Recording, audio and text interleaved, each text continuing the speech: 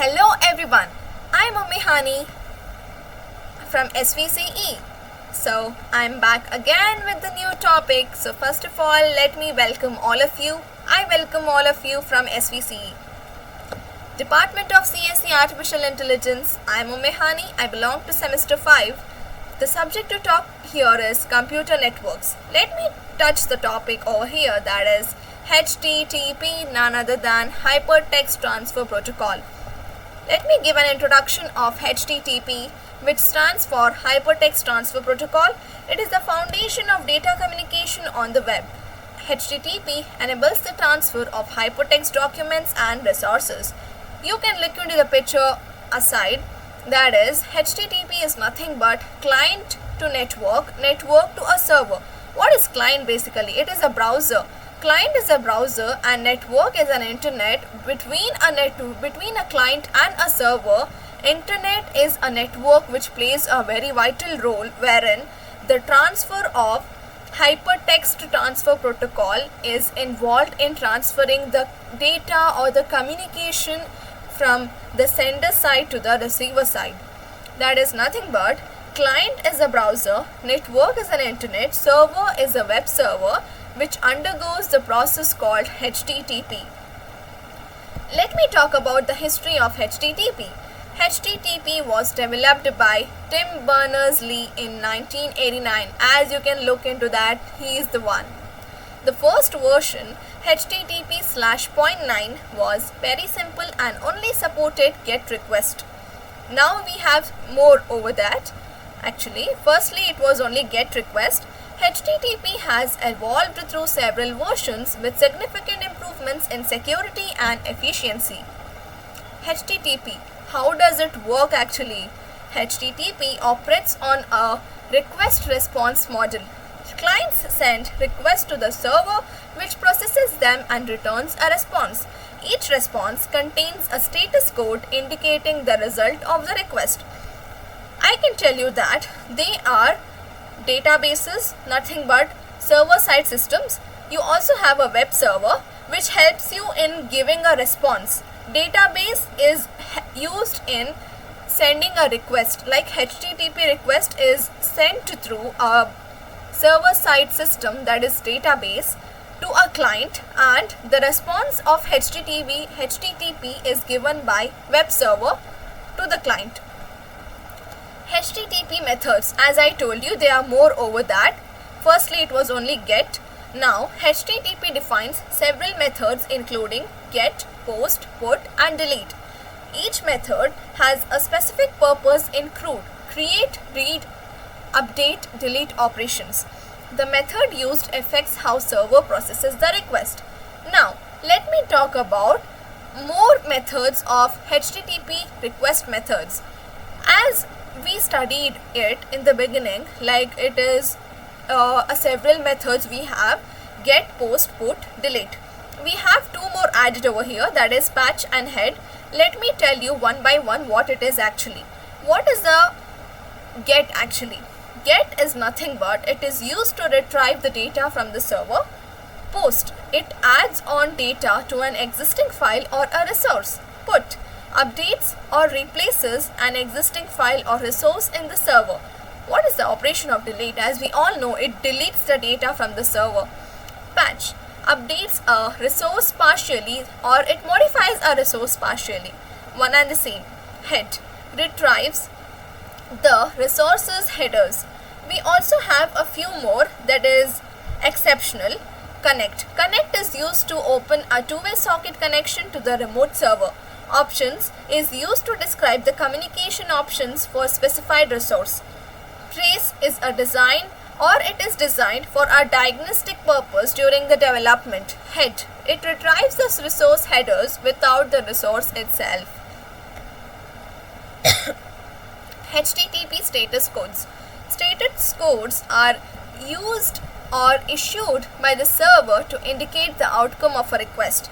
They are categorized in 5 classes, that is informational, success, redirection, client server, client error and client server and server error. Common status codes include 200, that is OK, 404, that is not found, And 500, that's none other than, like what it indicates actually, 500 is nothing but internal server error. HTTP headers. Headers provide additional information about the request or response.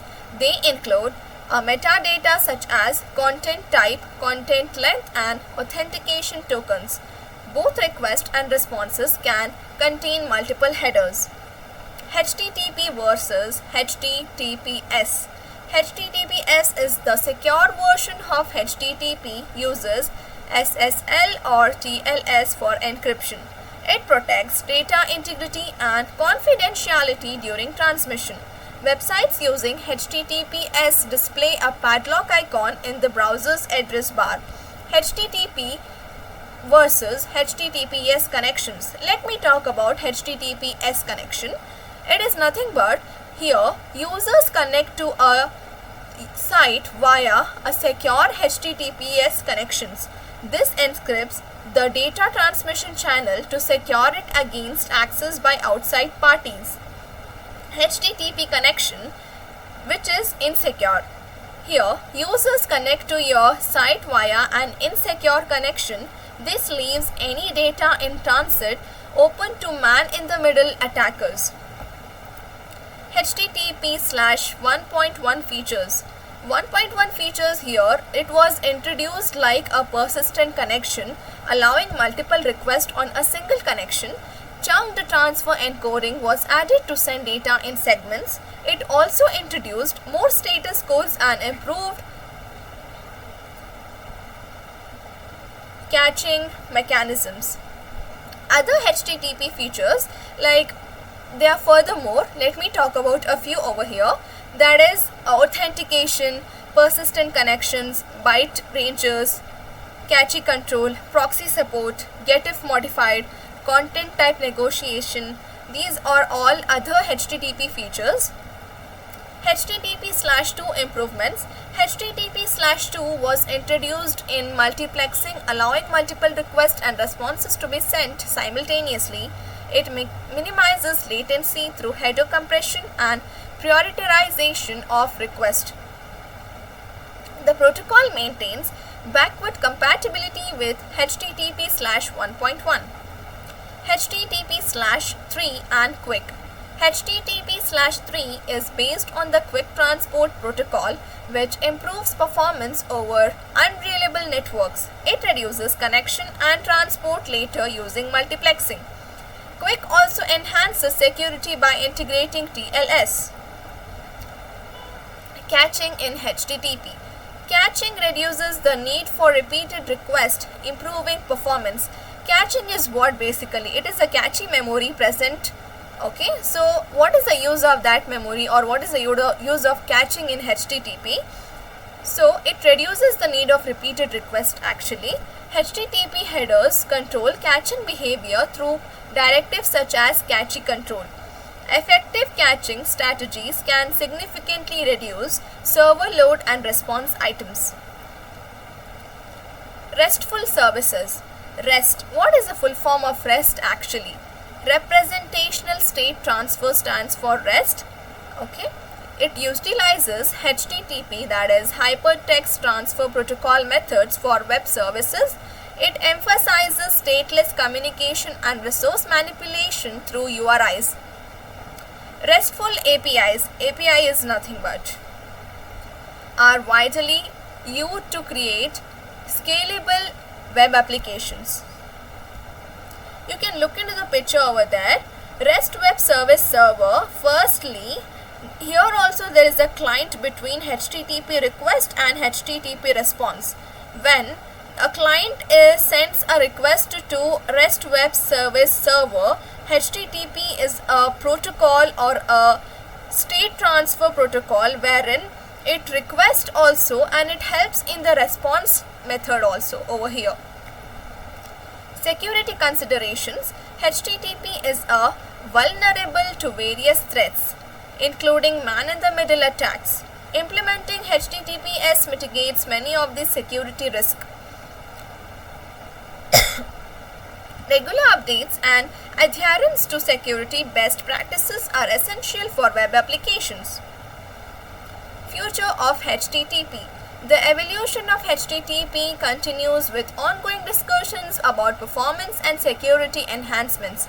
The adoption of HTTP/3 is expected to grow as it addresses many limitations of earlier versions.